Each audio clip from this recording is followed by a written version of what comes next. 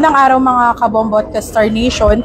Kasalukuyan tayong andito ngayon sa Parañaque Integrated Terminal Exchange kung saan yung isang site din ng Commission on Elections Special Register Anywhere program nila ay nandito ngayon para nga mag-cater doon sa mga nais magpa-register para sa darating na barangay at sanggunian kabataan elections. So nakikita nyo sa aking likuran, ito ngayon yung nangyayaring Special Anywhere program ng COMELEC kung saan ang komisyon ay naglalagay ng mga iba't ibang site, no, lalo na sa mga malls, paaralan, at katulad nito ay terminal para magkaroon din ng chance na makapag-register yung mga wala ng oras na pumunta sa mismong mga COMELEC offices. So dito, kung pupunta kayo sa mga SRAP sites na itinalaga ng COMELEC, maaari niyong dali na lamang ang inyong any valid ID para nga ay makapagpa-register kayo dito sa mga SRAP sites o Special Register Anywhere program ng COMELEC. So makikita nyo rin dito sa aking likuran,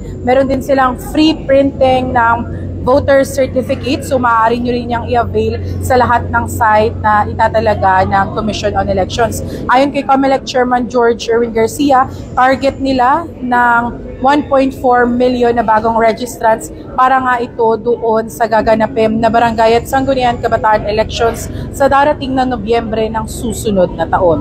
1.4 million lang po ang target natin, ganung more or less 2.6 million yung inabot hanggang 2.7 million yung inabot natin nung 10 araw na registration nung August 1 to 10. First time po na ganun kadami. So kami po napaka-conservative, 1.4 lang. Natiling nakatutok dito sa Bombo Radio Philippines para doon sa mga Special Register Anywhere program sites na itatalaga ng COMELEC sa mga susunod na araw. Ito si Bombo Isa Cotoner and this is Bombo Radio Philippines, the #1 and most trusted source of news and information.